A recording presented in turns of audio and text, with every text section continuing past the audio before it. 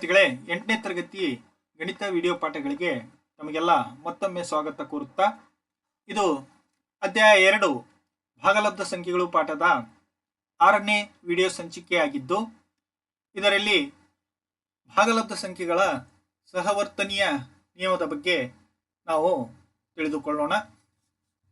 ವಿದ್ಯಾರ್ಥಿಗಳೇ, ಇಲ್ಲಿ ನಾ 3 ಭಾಗಲಬ್ಧ ಸಂಖ್ಯೆಗಳನ್ನು ತೆಗೆದುಕೊಂಡು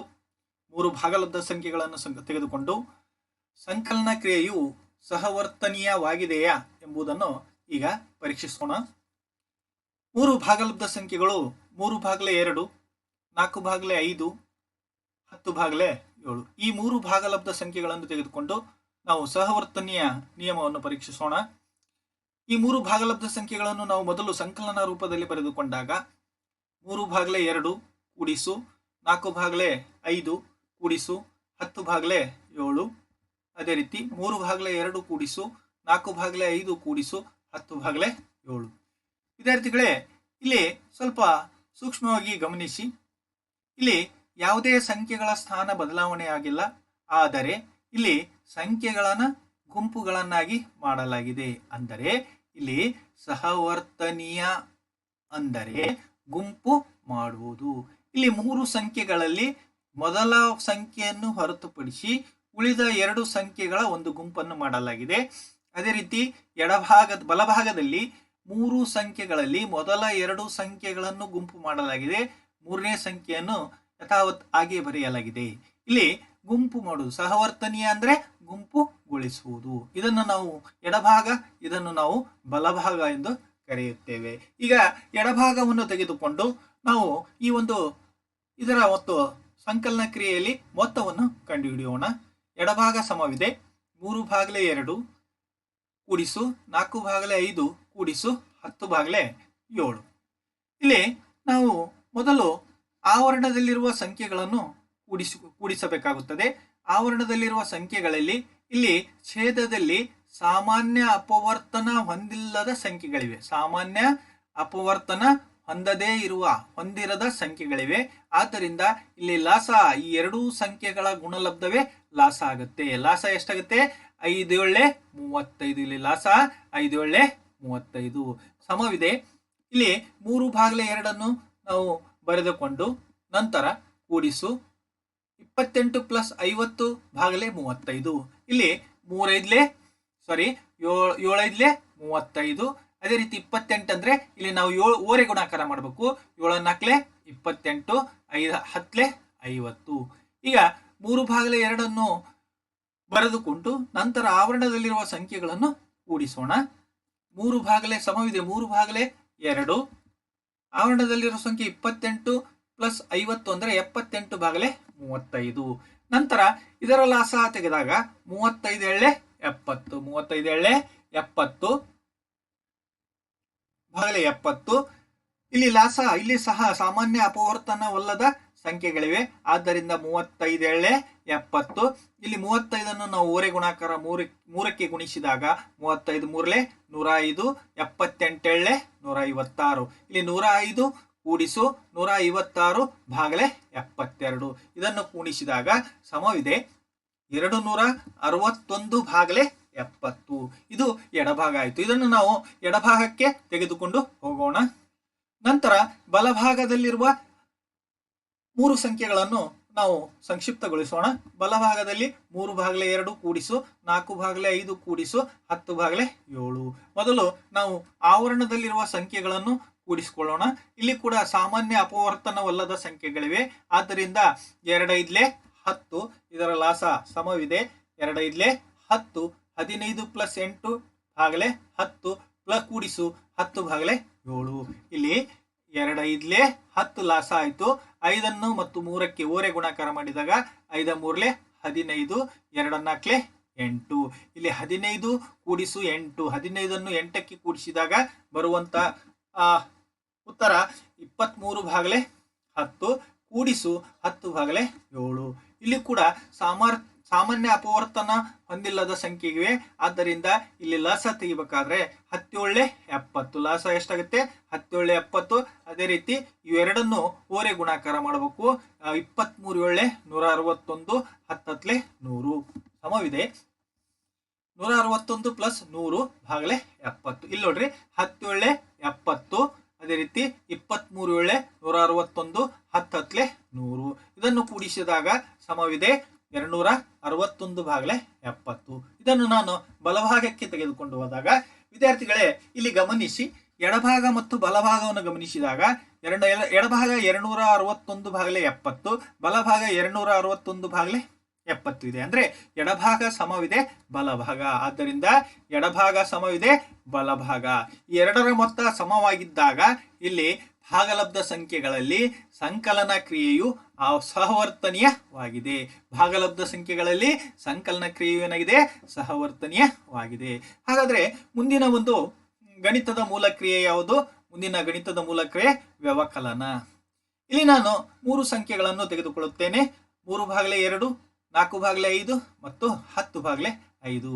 ಇದನ್ನು ನಾನು ವ್ಯವಕಲನ ರೂಪದಲ್ಲಿ ಬರೆದುಕೊಂಡಾಗ 3 ಭಾಗಲೆ 2 ಕಳೆ 4 ಭಾಗಲೆ 5 ಕಳೆ 10 ಭಾಗಲೆ 7. ಅದೇ ರೀತಿ 3 ಭಾಗಲೆ 2 ಕಳೆ 4 ಭಾಗಲೆ 5 ಕಳೆ 10 ಭಾಗಲೆ 7. ಇಲ್ಲಿ ಕೂಡ ಮೊದಲನೇ ಸಂಖ್ಯೆಯನ್ನು ಹೊರತುಪಡಿಸಿ ಉಳಿದ 2 ಸಂಖ್ಯೆಗಳನ್ನು ನಾವು ಗುಂಪು ಮಾಡಲಾಗಿದೆ. ಇಲ್ಲಿ ಕೊನೆಯ ಸಂಖ್ಯೆಯನ್ನು ಹೊರತುಪಡಿಸಿ ಮೊದಲ 2 ಸಂಖ್ಯೆಗಳನ್ನು ಗುಂಪು ಮಾಡಲಾಗಿದೆ. ಇದನ್ನು ನಾವು ಎಡಭಾಗ ಅಂತ ಕರಿತೀವಿ, ಇದನ್ನು ಬಲಭಾಗ ಅಂತ ಕರಿತೀವಿ. ಇದು ಎಡಭಾಗ, ಇದು ಬಲಭಾಗ. ಈಗ ಎಡಭಾಗವನ್ನು ತೆಗೆದುಕೊಂಡು ನಾವು ಸಂಕ್ಷಿಪ್ತಗೊಳಿಸೋಣ. ಎಡಭಾಗ 3 ಭಾಗಲೆ 2 ಕಳೆ 4 ಭಾಗಲೆ 5 ಕಳೆ 10 ಭಾಗಲೆ 7. ಇಲ್ಲಿ ಆವರಣದಲ್ಲಿರುವ ಸಂಖ್ಯೆಗಳನ್ನು ಮೊದಲು ನಾವು ಕಳೆಯಬೇಕಾಗುತ್ತೆ. ಆದ್ದರಿಂದ ಕಳೆಯಬೇಕಾದ್ರೆ ಇಲ್ಲಿ ಲಾಸ ತಗೋಬೇಕು. ಇಲ್ಲಿ ಲಾಸ ಸಾಮಾನ್ಯ ಅಪವರ್ತನವಲ್ಲದ ಸಂಖ್ಯೆಗಳಿವೆ. ಆದ್ದರಿಂದ ಈ 2 ಛೇದದಲ್ಲಿರುವ ಸಂಖ್ಯೆಗಳನ್ನು ನಾವು ಗುಣಿಸಬೇಕಾಗುತ್ತೆ. 5 ಏಳೆ 35 ಆಗುತ್ತೆ. ನಂತರ ಇದನ್ನು ನಾವು ಓರೆ ಗುಣಾಕಾರ ಮಾಡಬೇಕಾಗುತ್ತೆ. ಸಮವಿದೆ 3 ಭಾಗಲೆ 2 ಕಳೆ 28 ಮೈನಸ್ 50 ಭಾಗಲೆ 35. ಇಲ್ಲಿ ಲಾಸ 35 ಆಯ್ತು. ನಂತರ 4 ಏಳೆ 28, 5 ಹತ್ಲೆ 50. ಇಲ್ಲಿ 3 ಭಾಗಲೆ 2 ನಾವು ಯಥಾವತ್ತು ಬರೆದುಕೊಂಡು 3 ಭಾಗಲೆ 2 ಕಳೆ 50ರಲ್ಲಿ 28 ಕಳೆದಾಗ ಮೈನಸ್ 22 ಭಾಗಲೆ 35. ಇಲ್ಲಿ 50, ಇಲ್ಲಿ 28ರಲ್ಲಿ 50 ಕಳೆದಾಗ 22 ಆಗುತ್ತೆ. ಇಲ್ಲಿ ದೊಡ್ಡ ಸಂಖ್ಯೆ ಚಿಹ್ನೆ ಮೈನಸ್ ಇದೆ, ಆದ್ದರಿಂದ ಮೈನಸ್ 22 ಆಯಿತು. ಇಲ್ಲಿ 3 ಭಾಗಲೆ 2 ಇಲ್ಲಿ ಮೈನಸ್ ಇದ್ದಾಗ ಇದನ್ನು ನಾವು ಕೂಡಿಸಬೇಕಾಗತ್ತೆ. ಆದ್ದರಿಂದ ಇಲ್ಲಿ ಲಾಸ ನೋಡ್ರಿ, ಇಲ್ಲಿ ಸಾಮಾನ್ಯ ಅಪವರ್ತನವಲ್ಲದ ಸಂಖ್ಯೆ ಇವೆ. ಆದ್ದರಿಂದ 35 ಏಳೆ 70 ಸಮವಿದೆ 105 ಪ್ಲಸ್ 44 ಭಾಗಲೆ 70. ಇಲ್ಲಿ 35 ಏಳೆ 70, ಇಲ್ಲಿ 35 ಮೂರಲೆ 105, ಅದೇ ರೀತಿ 22 ಏಳೆ 44. ಇವುಗಳನ್ನು ಕೂಡಿಸಿದಾಗ ಬರುವಂತ ಒಂದು ವ್ಯತ್ಯಾಸ ಏನಾಗಿದೆ ಅಂದ್ರೆ 149 ಭಾಗಲೆ 70. 149 ಭಾಗಲೆ 70. ಇದು ಯಾವ ಭಾಗ? ಇದು ಎಡಭಾಗ. ಎಡಭಾಗಕ್ಕೆ ಇದನ್ನು ತೆಗೆದುಕೊಂಡು ಹೋದಾಗ ನಂತರ ನಾವು ಬಲಭಾಗವನ್ನು ತೆಗೆದುಕೊಂಡು ಅದನ್ನು ಸಂಕ್ಷಿಪ್ತಗೊಳಿಸೋಣ. ಬಲಭಾಗ ಸಮವಿದೆ 3 ಭಾಗಲೆ 2 ಕಳೆ 4 ಭಾಗಲೆ 5 ಕಳೆ 10 ಭಾಗಲೆ 7. ಇಲ್ಲಿ ಆವರಣದಲ್ಲಿರುವ ಸಂಖ್ಯೆಗಳನ್ನು ನಾವು ಮೊದಲು ಬಿಡಿಸ್ಕೊಳ್ಳೋಣ. ಇಲ್ಲಿ 3 ಭಾಗಲೆ 2 ಮೈನಸ್ 4 ಭಾಗಲೆ 5 ಇದನ್ನು 2 ಬಿಡಿಸಿಕೊಂಡಾಗ ಇಲ್ಲಿ ಛೇದದಲ್ಲಿ ಸಾಮಾನ್ಯವಲ್ಲದ ಅಪವರ್ತನವಿದೆ. ಆದ್ದರಿಂದ 2 5 10. ಇದರ ಲಾಸ ಎಷ್ಟಾಗುತ್ತೆ? 10 ಆಗುತ್ತೆ. ಆದ್ದರಿಂದ 10 15 ಮೈನಸ್ 8 ಭಾಗಲೆ 10 ಕಳೆ 10 ಭಾಗಲೆ 7. ಇಲ್ಲಿ ಲಾಸ ಎಷ್ಟಾಯ್ತು? 5 ಏಳೆ 10. ಇದು 15 ಹೆಂಗ್ ಬಂತು? ಯಾವ ರೀತಿ ಬಂತಂದ್ರೆ 5 ಮತ್ತು 3, 5 ಮೂರ್ಲೆ 15, 5 ಮೂರ್ಲೆ 15 ಓರೆ ಗುಣಾಕಾರಿ ಮಾಡಿದಾಗ ಇದು ಅದೇ ರೀತಿ 4 ಏಳೆ ಅಥವಾ 2 4 8, 15ರಲ್ಲಿ 8 ಕಳೆದಾಗ ಬರುವಂತ ಉತ್ತರ 7 ಭಾಗಲೆ 10. 7 ಭಾಗಲೆ 10 ಕಳೆ 10 ಭಾಗಲೆ 7. ಇಲ್ಲಿ ಲಾಸ ತೆಗೆದಾಗ 10 ಏಳೆ 70 ಆಗುತ್ತೆ. ಸಮವಿದೆ 10 ಏಳೆ 70, 49 ಕಳೆ 100 ಭಾಗಲೆ 70. 100ರಲ್ಲಿ 49 ಕಳೆದಾಗ ಮೈನಸ್ 51 ಭಾಗಲೆ 70, ಮೈನಸ್ 51 ಭಾಗಲೆ 70. ಇದು ಯಾವ ಭಾಗ? ಇದು ಎಡಭಾಗ, ಬಲಭಾಗ. ಇದು ಬಲಭಾಗ. ಇಲ್ಲಿ ವಿದ್ಯಾರ್ಥಿಗಳಿಗೆ ಗಮನಿಸಿ, ಎಡಭಾಗ ಮತ್ತು ಬಲಭಾಗ ಬೇರೆ ಬೇರೆ ಸಂಖ್ಯೆಗಳನ್ನು ಹೊಂದಿವೆ. ಇಲ್ಲಿ 149 ಭಾಗಲೆ 70 ಇದೆ, ಇಲ್ಲಿ ಮೈನಸ್ 51 ಭಾಗಲೆ 70 ಇದೆ. ಆದ್ದರಿಂದ ಇವು ಎರಡೂ ಸಂಖ್ಯೆಗಳು ಒಂದಕ್ಕೊಂದು ಸಮವಾಗಿಲ್ಲ. ಆದ್ದರಿಂದ ಇದರಿಂದ ನಾವು ಏನ್ ತಿಳಿದುಕೊಳ್ಳಬೇಕೆಂದ್ರೆ ಭಾಗಲಬ್ಧ ಸಂಖ್ಯೆಗಳಲ್ಲಿ ವ್ಯವಕಲನ ಕ್ರಿಯೆಯು ಸಹವರ್ತನೀಯವಾಗಿಲ್ಲ. ಭಾಗಲಬ್ಧ ಸಂಖ್ಯೆಗಳಲ್ಲಿ ವ್ಯವಕಲನ ಕ್ರಿಯೆಯು ಸಹವರ್ತನೀಯವಾಗಿಲ್ಲ. ಇನ್ನು ಮುಂದಿನ ಒಂದು ಗಣಿತದ ಮೂಲ ಕ್ರಿಯೆ ಗುಣಾಕಾರ. ಮುಂದಿನ ಒಂದು ಗಣಿತದ ಮೂಲ ಕ್ರಿಯೆ ಯಾವುದು? ಗುಣಾಕಾರ. ಇಲ್ಲಿ ನಾನು 3 ಸಂಖ್ಯೆಗಳನ್ನು ತೆಗೆದುಕೊಳ್ಳುತ್ತೇನೆ. 3/2, 4/5 ಮತ್ತು 10/7. 3/2, 4/5 ಮತ್ತು 10/7 ಎಂಬ 3 ಸಂಖ್ಯೆಗಳನ್ನು ತೆಗೆದುಕೊಳ್ಳುತ್ತೇನೆ. ಇದನ್ನು ಗುಣಾಕಾರ ರೂಪದಲ್ಲಿ ಬರೆದುಕೊಂಡಾಗ 3/2 ಗುಣಿಸು 4/5 ಗುಣಿಸು 10/7. ಅದೇ ರೀತಿ 3/2 ಗುಣಿಸು 4/5 ಗುಣಿಸು 10/7. ಇಲ್ಲಿ ನಾನು ಮೊದಲ ಸಂಖ್ಯೆಯನ್ನು ಹೊರತುಪಡಿಸಿ ಉಳಿದ 2 ಸಂಖ್ಯೆಗಳನ್ನು ಗುಂಪು ಮಾಡಲಾಗಿದೆ. ಈ ಬಲಭಾಗದಲ್ಲಿ 3ನೆಯ ಸಂಖ್ಯೆಯನ್ನು ಹೊರತುಪಡಿಸಿ ಮೊದಲ ಸಂಖ್ಯೆ 2 ಸಂಖ್ಯೆಗಳನ್ನು ಗುಂಪು ಮಾಡಲಾಗಿದೆ. ಇಲ್ಲಿ ನಾನು ಎಡಭಾಗವನ್ನು ತೆಗೆದುಕೊಂಡು ಸಂಕ್ಷಿಪ್ತಗೊಳಿಸಿದಾಗ ಎಡಭಾಗ 3/2 ಗುಣಿಸು 4/5 ಗುಣಿಸು 10/7. ಇಲ್ಲಿ ನಾವು ಗುಣಾಕಾರದಲ್ಲಿ ಅಂಶವನ್ನು ಅಂಶದಿಂದ ಛೇದವನ್ನು ಛೇದದಿಂದ ಗುಣಿಸಬೇಕಾಗುತ್ತದೆ. 3/2 ಬರೆದುಕೊಂಡು 3/2 ಗುಣಿಸು ಇಲ್ಲಿ 10 4 40. ಅದೇ ರೀತಿ 5 7 35. ಇಲ್ಲಿ 10 4 40. ಅದೇ ರೀತಿ 7 5 35. ಇಲ್ಲಿ ನೆಕ್ಸ್ಟ್ ಆವರಣವನ್ನು ತೆಗೆದಾಗ 3/2 ಗುಣಿಸು 40/35. ಇಲ್ಲಿ ಕೂಡ ನಾವು ಅಂಶವನ್ನು ಅಂಶದಿಂದ ಛೇದವನ್ನು ಛೇದದಿಂದ ಗುಣಿಸಿದಾಗ 40 3 120, 35 70. 120/70. ಅಂಶವನ್ನು ಅಂಶದಿಂದ ಗುಣಿಸಿದಾಗ 40 ಗುಣಿಸು 3 120, 35 ಗುಣಿಸು 2 70. ಇದು ಎಡಭಾಗ. ಇದನ್ನು ನಾನು ಎಡಭಾಗಕ್ಕೆ ತೆಗೆದುಕೊಂಡು ಹೋಗುತ್ತೇನೆ. ಅದೇ ರೀತಿ ಈಗ ಬಲಭಾಗವನ್ನು ತೆಗೆದುಕೊಂಡು ಸಂಕ್ಷಿಪ್ತಗೊಳಿಸೋಣ. ಬಲಭಾಗವನ್ನು ತೆಗೆದುಕೊಂಡು ಸಂಕ್ಷಿಪ್ತಗೊಳಿಸೋಣ. ಬಲಭಾಗ ಸಮವಿದೆ 3/2 ಗುಂಡ್ಲೆ 4/5 ಗುಂಡ್ಲೆ 10/7. ಇಲ್ಲಿ ಆವರಣದಲ್ಲಿರುವ ಸಂಖ್ಯೆಗಳನ್ನು ಮೊದಲು ನಾವು ಬಿಡಿಸಿಕೊಳ್ಬೇಕು. ಇಲ್ಲಿ 3/2 ಮತ್ತು 4/5. ಇಲ್ಲಿ ಅಂಶವನ್ನು ಅಂಶದಿಂದ ಛೇದವನ್ನು ಛೇದದೊಂದಿಗೆ ಗುಣಿಸಬೇಕಾಗುತ್ತದೆ. 3 4 12. ಅದೇ ರೀತಿ ಛೇದದಲ್ಲಿ 2 5 10. 12/10 ಗುಣಿಸು 10/7. ನಾವು ಆವರಣವನ್ನು ತೆಗೆದಾಗ 12/10 ಗುಣಿಸು 10/7. ಇಲ್ಲಿ ಅಂಶವನ್ನು ಅಂಶದೊಂದಿಗೆ ಛೇದವನ್ನು ಛೇದದೊಂದಿಗೆ ಗುಣಿಸಿದಾಗ ಅಂಶ 12 12 120. ಅದೇ ರೀತಿ ಛೇದ 17 70. ಇದನ್ನು ನಾನು ಬಲಭಾಗಕ್ಕೆ ತೆಗೆದುಕೊಂಡು ಹೋಗುತ್ತೇನೆ. ವಿದ್ಯಾರ್ಥಿಗಳೇ, ಇಲ್ಲಿ ಗಮನಿಸಿ, ಇಲ್ಲಿ ಬಡಭಾಗ ಸಮವಿದೆ ಎಡಭಾಗ, ಇಲ್ಲಿ ಎಡಭಾಗ ಸಮವಿದೆ ಬಲಭಾಗ. ಎಡಭಾಗ 120/70 ಇದೆ. ಅದೇ ರೀತಿ ಬಲಭಾಗ 120/70 ಇದೆ. ಅಂದ್ರೆ ಇವೆರಡು ಸಮವಿದೆ. ಎಡಭಾಗ ಸಮವಿದೆ ಬಲಭಾಗ. ಆದ್ದರಿಂದ ಇಲ್ಲಿ ನಾವು ಭಾಗಲಬ್ಧ ಸಂಖ್ಯೆಗಳಲ್ಲಿ ಗುಣಾಕಾರ ಕ್ರಿಯೆಯು ಏನಾಗಿದೆ? ಸಹವರ್ತನೀಯವಾಗಿದೆ. ಭಾಗಲಬ್ಧ ಸಂಖ್ಯೆಗಳಲ್ಲಿ ಗುಣಾಕಾರ ಕ್ರಿಯೆಯು ಸಹವರ್ತನೀಯವಾಗಿದೆ. ಅದೇ ರೀತಿ ಮುಂದಿನ ಒಂದು ಗಣಿತದ ಮೂಲ ಕ್ರಿಯೆ ಭಾಗಾಕಾರ. ಇಲ್ಲಿ ಕೂಡ ನಾನು 3 ಸಂಖ್ಯೆಗಳನ್ನು ತೆಗೆದುಕೊಳ್ಳುತ್ತೇನೆ. 3/2, 4/5 ಮತ್ತು 10/7. ಇದನ್ನು ಭಾಗಾಕಾರ ಕ್ರಿಯೆಯಲ್ಲಿ ಭಾಗಾಕಾರ ರೂಪದಲ್ಲಿ ಬರೆದುಕೊಂಡಾಗ 3/2 ಭಾಗಿಸು 4/5 ಭಾಗಿಸು 10/7. ಅದೇ ರೀತಿ 3/2 ಭಾಗಿಸು 4/5 ಭಾಗಿಸು 10/7. ಇಲ್ಲಿ ನಾವು ಗಮನಿಸಿದಾಗ ಮೊದಲನೇ ಸಂಖ್ಯೆಯನ್ನು ಹೊರತುಪಡಿಸಿ ಉಳಿದ 2 ಸಂಖ್ಯೆಗಳಿಗೆ ಆವರಣವನ್ನು ಹಾಕಲಾಗಿದೆ. ಅದೇ ರೀತಿ ಮೊದಲ 2 ಸಂಖ್ಯೆಗಳಿಗೆ ಆವರಣ ಹಾಕಲಾಗಿದೆ.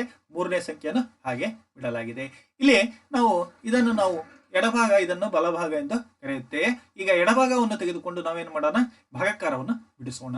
ಎಡಭಾಗ ಸಮವಿದೆ 3/2 ಭಾಗಿಸು 4/5 ಭಾಗಿಸು 10/7.